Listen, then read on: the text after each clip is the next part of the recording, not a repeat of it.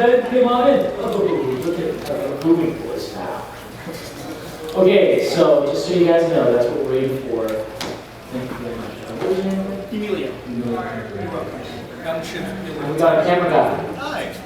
What's your name? What's that? We met already. Everybody who's hey. We're going to use these cameras to show camera angles today, so I don't have to do some of the cheating that I had to do last time. Let me get my notes out. This is the meantime. So, let's start off with a couple of questions. Any questions? While people are still filling in. Yes? Yes. Did you just take a picture? Do you want to take a proper picture? Is it flashing way out? Yes, you have a question. So anybody have a real question? Yes. Why is Bruce Lee's martial art? Bruce Lee's martial art. What does that mean? Jeet Kune Do? Are you talking about as my background? Yeah. Well, of course, first of all, Bruce Lee was the first martial artist that I was inspired by when I was a kid. He's why I became an action star. But also, you know, I was a full contact. Is this a little bit reverb? Little reverb. Okay. I started out as a full contact fighter when I was a kid. I wrestled competitively for 7 years. I did judo for 2 years. I did full contact taekwondo. For 15, started getting into kickboxing, and it was a dream to train like Bruce Lee. And so when I finally moved to Los Angeles, I found this place called the Minnesota Academy, who was Bruce Lee's #1 student. Bruce Lee taught a lot of students, but this guy was the guy who was fast enough to handle Bruce Lee and learned everything that Bruce Lee taught, inside and out. All the stuff that Bruce Lee developed and then threw away. He kept everything. And when the guy I did so that's like a dream to train with this guy who was able to give us all of this knowledge from a man who was on the forefront of what we see now. Bruce Lee would always talk about the forefront of fighting, kicking, punching, being, trapping, and grappling. That's the forefront of fighting. That's the sport that we make today. And we saw today, proud, he's the one that, well, you can't really say that he's the one who started that, but he started writing and talking about it the most, developing the style with that in mind. He applied scientific methods with his approach of fight concepts, martial arts. And it was awesome to learn. So yeah, that's why I actually spent 7 years studying privately martial arts from that. Amazing martial artists, and that's where I get a lot of they come first from Jeet Kune Do concepts, because those concepts involve a lot of psychological processing for and against an opponent. And so when I base it in those terms. But not all my choreography comes from Jeet Kune Do. It can't sometimes. It depends on the style they want to create. So there you go. Was that for an answer? You know, so sometimes what would happen is okay.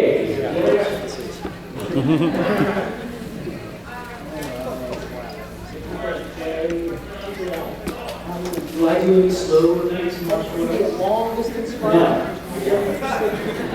I did a little bit of Tai Chi. I was learning a little bit of Tai Chi.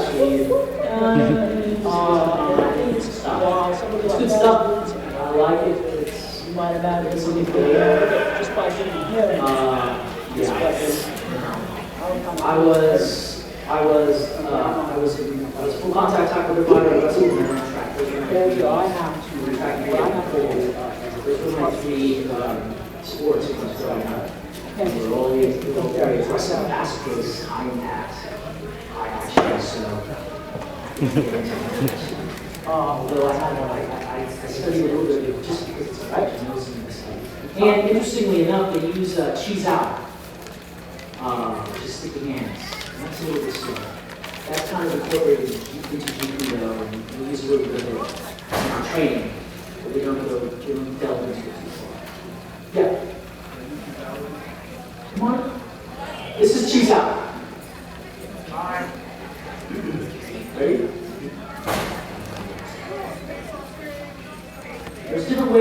she's out. Right now we're using a lot of force. She's pushing really hard. But she's out to be really soft. And see, right now what we're doing is he's just moving with you. And what we're doing, normally what we do is you're pretending to have this ball. And here, I'll show you the concepts. I have this ball until he's holding onto the ball as well. He's holding onto an imaginary ball. And you rotate.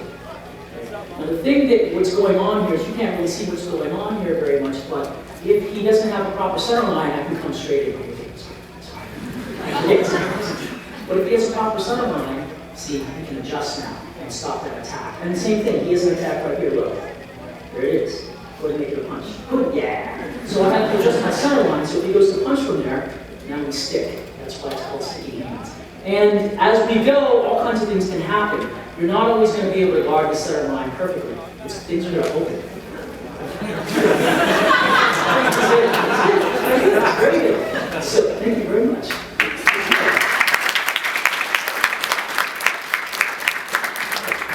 What happens in that style of martial art is your hand kind of thinks for itself. And when I say thinks for itself, is you're constantly applying the center pressure. And when there's nothing to stop or meet your force, you go through and you make the contact and strike.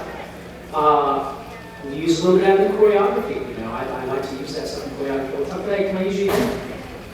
For example, stuff that I like to do is maybe when I come in and attack and he blocks. Good, that's fine. You might see this, and I come in here, and see how he naturally puts his hand in? He's done a little bit of study. So it really helps kind of some of the more complex choreography, unlike, that's it. And we can start putting together nice pieces, and then start looking at it really. Can we see it well enough or not?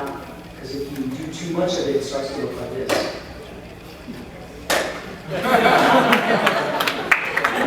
We laughed about that. What's your name? Zerk. Everybody, hand Zerk. I love that style. I love that style of martial art. Any other questions? I was a stuntman for 8 years. I still dabble in it. I prefer not to do it. I'm mainly an actor now. There are no schools for stuntmen. There are no schools for stuntmen. Don't let somebody trick you into believing that they've got a stunt school. There are, right now, and there are a lot of stuntmen that are talking about trying to create some sort of organization that certifies stunt people, which I think is a good idea. Because right now I've got to hire somebody based on whether or not I believe what they're telling me. And so the way most stunt guys get, stunt people get hired is a stunt coordinator. Say I'm a coordinator, I've seen you around a lot. I've seen you train because I train. I can gauge your skill. When I look at a stuntman and I say, hey, can you do this stunt for me? And they look at me like this. Yeah, let's do it close up to the glassy eyes. Yeah, I can do that. That's when I go, no.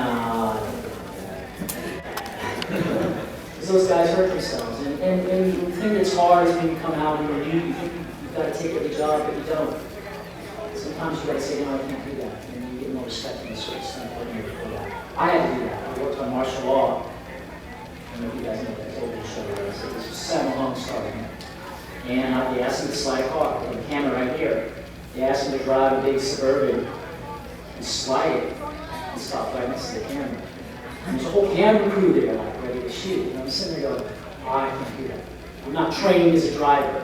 And all I could see in my head was, yeah, I could do that. Shh, bang!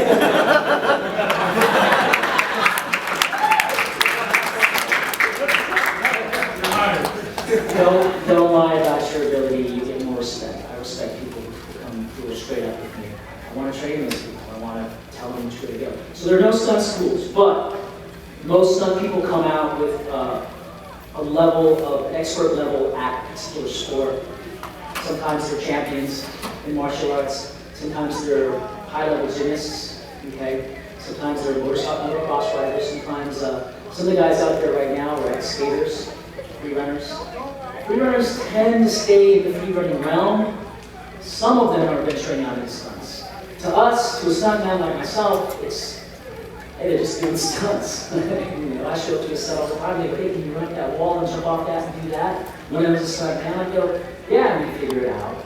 So for us, free running is a little bit what we just do anyway, except I'm going to give a lot more credit to them than just that. Because these guys have developed actual techniques.